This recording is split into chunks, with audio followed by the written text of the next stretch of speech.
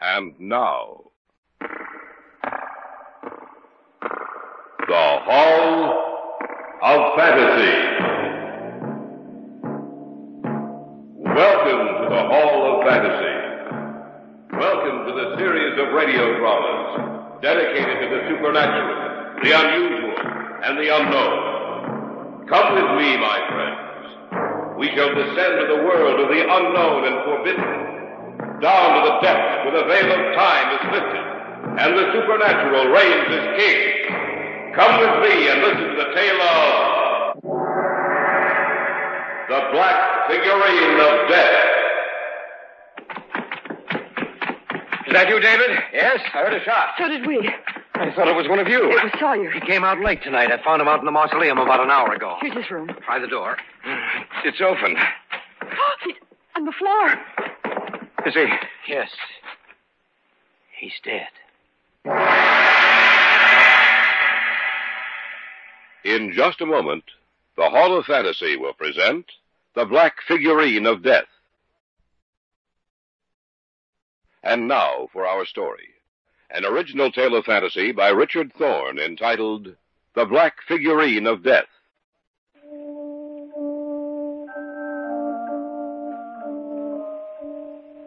Through all the years of man's existence, no matter what he has learned or been taught from generation to generation, still he carries in the innermost depths of his mind a certain fear of the darkness, a fear of the night, which is somehow associated with death, and which in actuality is the fear of death itself.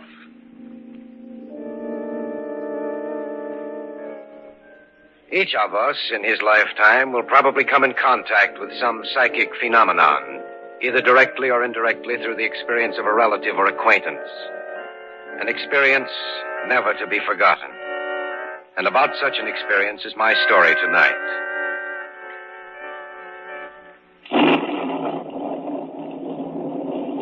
I was there with the others the night he died. We stood at the foot of the bed, Joyce and Harold and I. Amos Jansen's head was cushioned on a pillow, and in his hand he held a little figurine. You sent for us, Uncle Amos? Of course I did.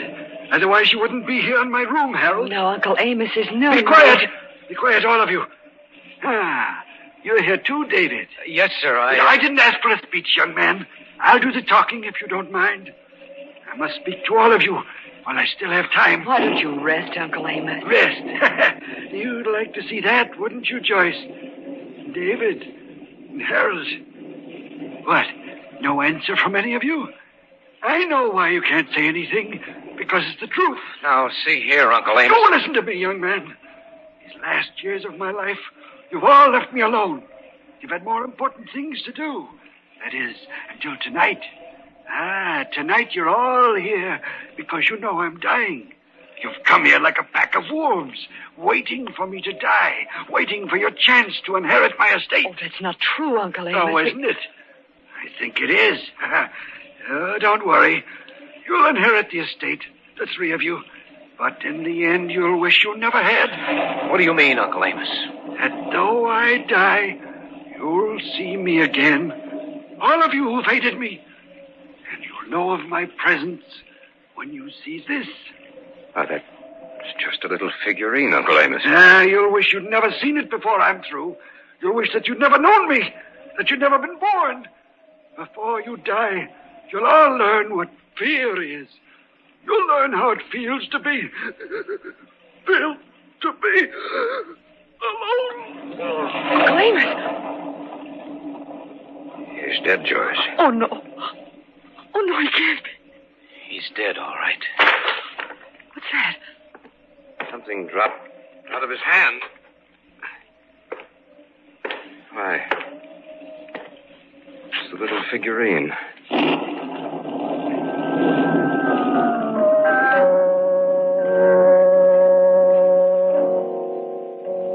The little figurine lay there on the floor.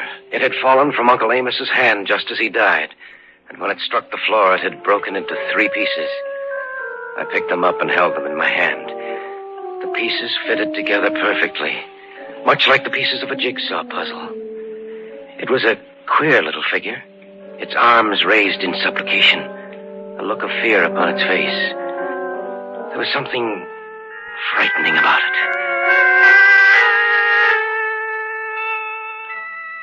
3 days later, Uncle Amos was buried in the family mausoleum at the north end of the estate. A week after that, we had gathered again in the library of the old house with Carl Sawyer, the executor of the estate. As you know, your uncle appointed me as executor of the estate and left instructions that the 3 main heirs, 10 days following his demise, be gathered together in this house for a reading of the will. You told us that earlier, Mr. Sawyer. So I did. Are you all seated comfortably? Quite comfortably, Mr. Sawyer. It's a rather long will, you know. Now, I shall begin. I, Amos Johnson, being of sound mind and body, do make, ordain, and publish this instrument as my last will and... Mr. Sawyer, why don't you just tell us about the will? That's a rather unusual procedure, David. Well, David's right, Mr. Sawyer. It'll save a lot of time and trouble. Well, perhaps you're right. Let me see.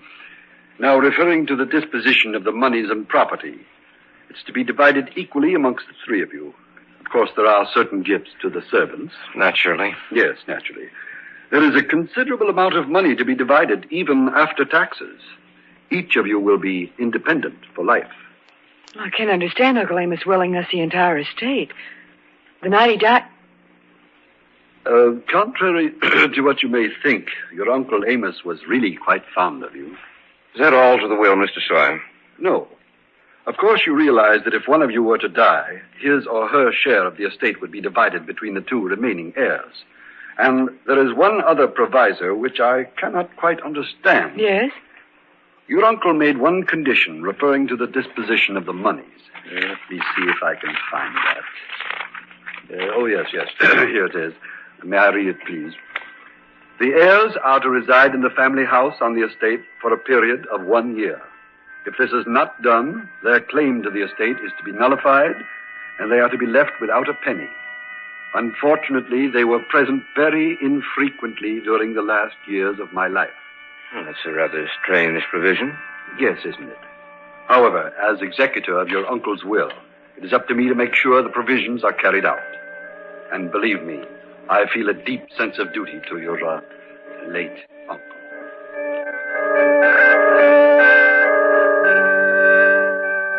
The 4 of us discussed the will until the early hours of the morning.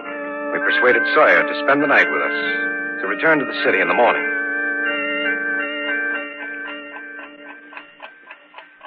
The house became quite silent, and the only sound I heard was the ticking of the clock on my dresser. I wondered about the provision of the will in which Uncle Amos ordered that we make our residence in his house. I was lying awake in bed thinking of that when...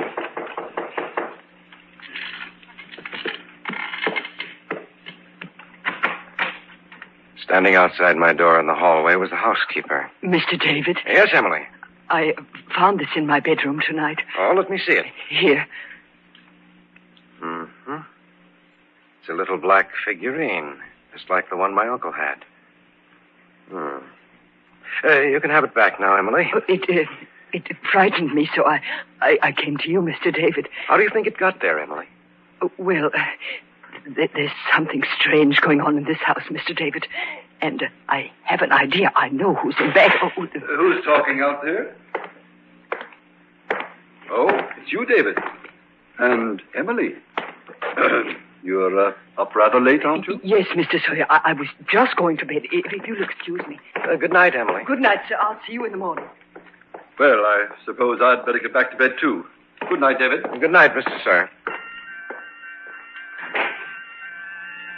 I watched him go back into his room. Then I turned and went back into mine. Emily had been on the point of saying something to me. Something that was important enough to her to make a special trip to my room. I got back into bed and wondered what she'd wanted to tell me. Little by little, sleep clouded my brain. And I was half asleep.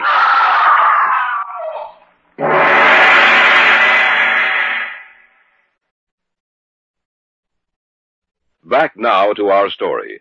An original tale of fantasy by Richards Thorne entitled The Black Figurine of Death.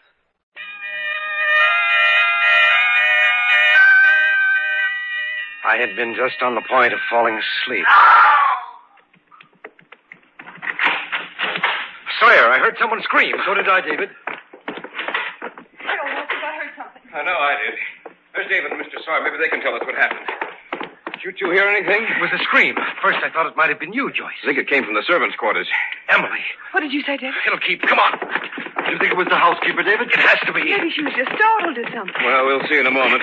No, that's a room just down the hall. I hope it's nothing serious. It was serious enough to make her scream. Emily! Emily, is anything wrong? Well, try the door, David. Right. It's unlocked. The light's on in there. She's not in bed. She's... Oh, on the floor. Maybe she fainted. No. She's dead. And look, right beside her, there's a little broken black figurine.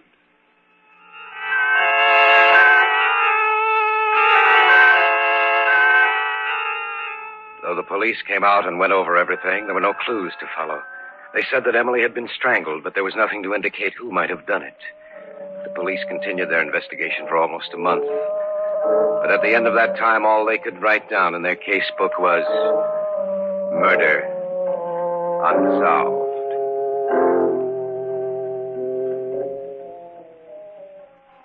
One evening, about 6 weeks after Emily's death, Harold, Joyce, and I were in the living room.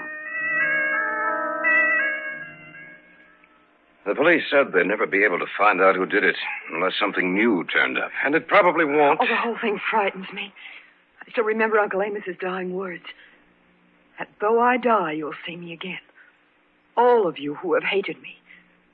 And you'll know of my presence when you see this. Oh, it makes me shudder every time I think of it. I've been thinking about what he said, too, Joyce. I wonder if he could come back. You mean come back after death? Yes. Don't be a fool, Harold. Once a man dies, he's dead. Is he? I'm not so sure of You that. shouldn't talk that way, Harold. It's frightening. Would you come out with me to the mausoleum, Dave? Why?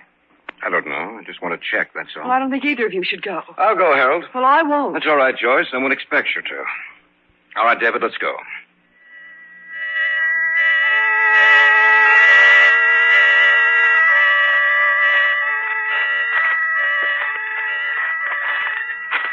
I've always had an interest in the supernatural, David.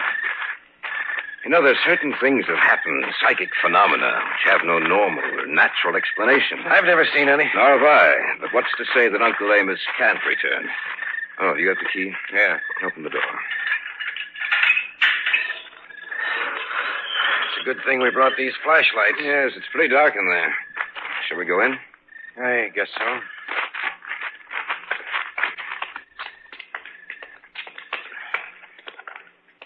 I still don't see any reason for coming in here, Harold. There may not be. Then again, He's in that crypt over there.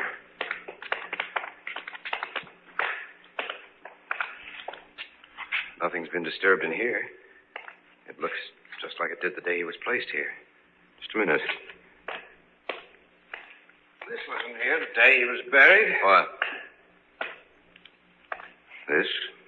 That's strange. I didn't see that when I came in. You probably weren't looking over there. I wasn't either. Another little black figurine. Broken just like the others.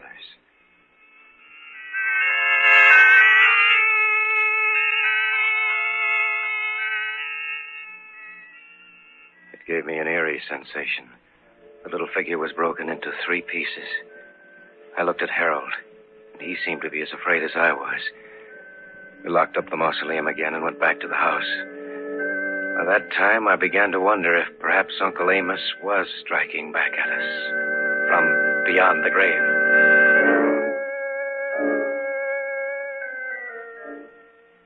We said goodnight about 11 and retired to our rooms.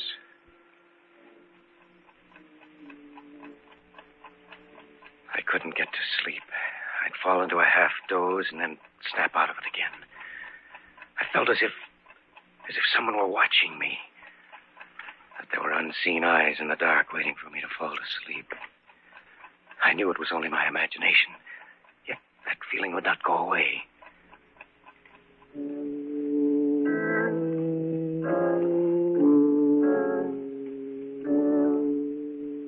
About 3 o'clock, I got out of bed. I decided to return to the mausoleum. As I went out the front door, I noticed a light drizzle had sprung up. Something drew me toward the mausoleum, a compulsion, an inner force over which I had absolutely no control. I walked slowly up the gravel walk leading to the mausoleum, not even noticing the light rain which fell on me.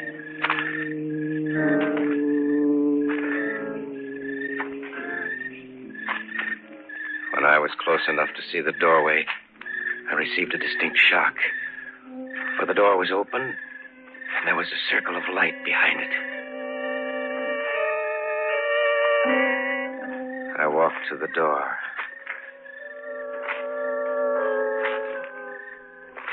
I tried to get through the door quietly, but I jarred it a little, and the noise made the man inside whirl around. In his hand, he held a gun. David! What are you doing here?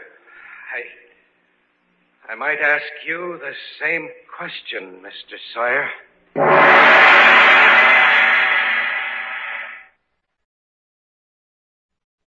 Back now to our story. An original tale of fantasy by Richard Thorne entitled The Black Figurine of Death. I had gone into the mausoleum. Standing there with a gun in his hand was the executor of the estate, Carl Sawyer. David! What are you doing here? I might ask you the same question, Mr. Sawyer. I began to wonder. I don't believe in people coming back after they die, but... Is that the reason for the gun? I didn't know what I'd find. I wanted to be safe, that's all. Now that I see it's you, I'll put it back in my pocket. By the way, David, what are you doing out here? I was restless. Harold thinks everything that's happened has some supernatural significance. All his talk made me nervous. I see. And do you think that there is something supernatural about the way Emily died? I don't know, Mr. Sawyer. I just don't know.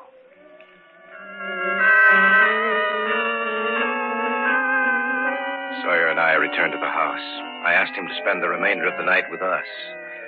Besides, I wanted to keep an eye on him.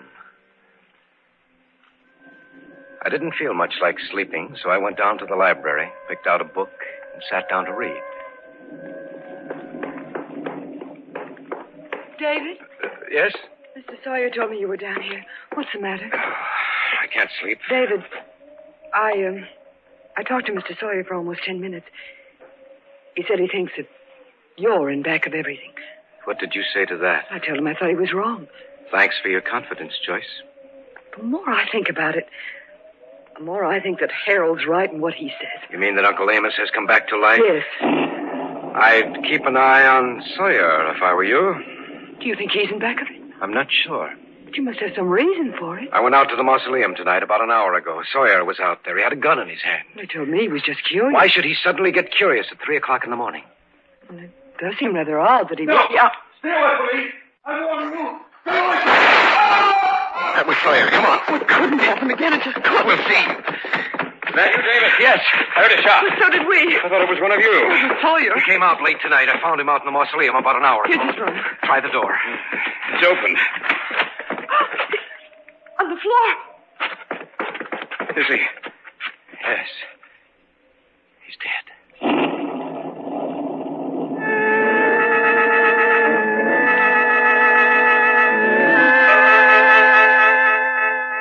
Sawyer lay there on the floor, sprawled in the grotesque position of death. By one outstretched hand was a gun, and by the other, broken into 3 pieces, was a little black figurine.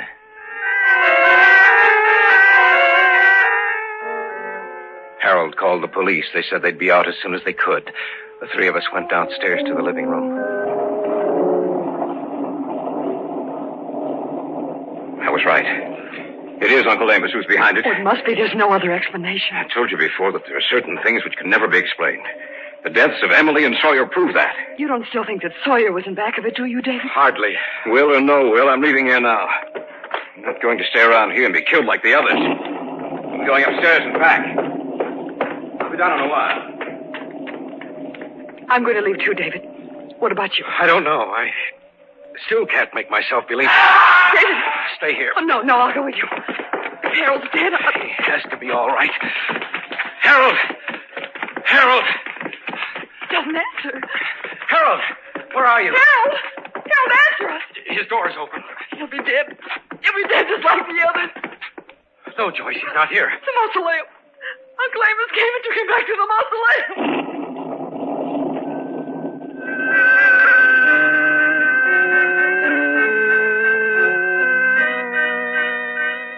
We went into Sawyer's room. Harold wasn't there, nor was Sawyer's gun. I supposed that Harold had picked it up on his way to the room. I decided to go out to the mausoleum to see if Joyce was right, to see if Harold's dead body would be found there. Joyce wouldn't remain in the house alone, so together we started out through the rain-filled night. Why don't we wait until the police come, Dave? If this is something supernatural, then they wouldn't be able to help us anyway. David. What's the matter? The mausoleum door's open. You can stay here if you want. I'm going in. I'll go with you.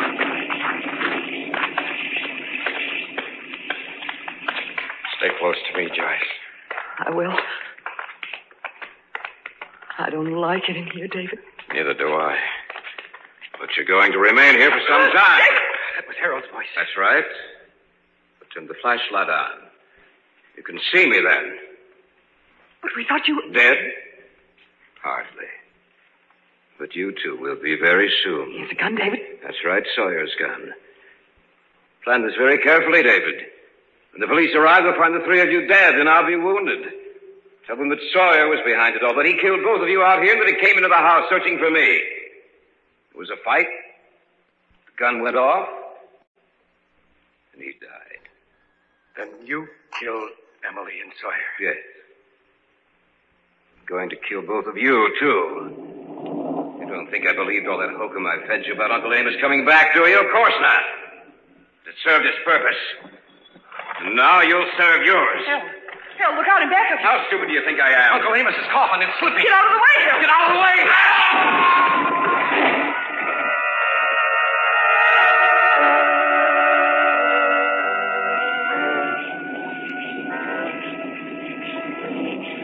He's dead, Joyce.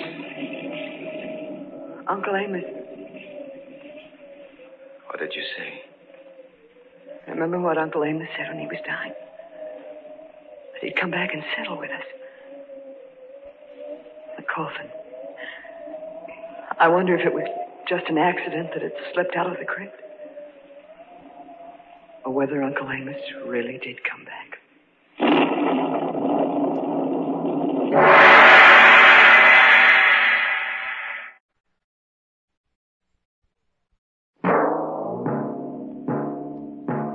So runs tonight's tale of the unusual, the terrifying, the unknown. Join us again when next we journey down the corridors of the Hall of Fantasy to hear another strange tale of the supernatural. All characters and events portrayed in these programs are fictional, and any similarity to actual events or persons, living or dead, is purely coincidental.